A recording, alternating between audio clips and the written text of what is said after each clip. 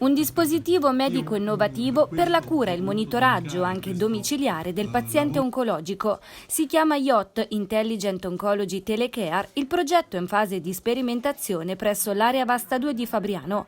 Utilizzando una procedura semplice e automatica, con uno strumento di piccole dimensioni, il malato può misurare in modo veloce e non invasivo la disfunzione endoteliale, ovvero la cardiotossicità causata dalla somministrazione dei farmaci chemioterapici. Le tecniche utilizzate fino adesso più in voga sono quella che utilizza gli ultrasuoni, che abitualmente ha bisogno del medico o perlomeno di un sonografo preparato.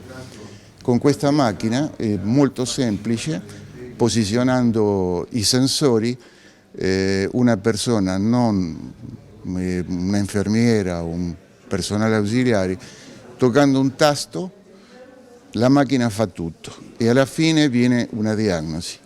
Il progetto, esempio di sinergia tra pubblico e privato, è stato finanziato dalla Regione Marche con i fondi POR-FESR 2014-2020 nell'ambito del bando Salute e Benessere.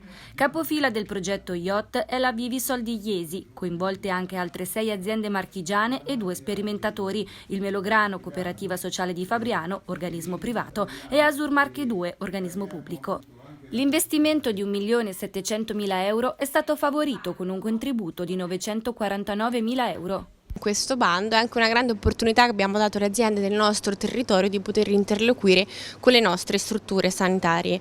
È a mio avviso questo un bellissimo esempio di impiego efficiente di fondi europei, anche perché quando si investe in salute e benessere non si aiutano solo le nostre imprese marchigiane del settore a crescere, ma si cerca comunque, di questo sono convinta, di ridurre la spesa in ambito sanitario. Questa tecnologia che andiamo a sviluppare e a sperimentare in questo momento è un forte aspetto di sinergia tra quelle che sono le esigenze sanitarie e quelle che è la possibilità di tradurre queste esigenze sanitarie in tecnologie da portare a casa del cittadino.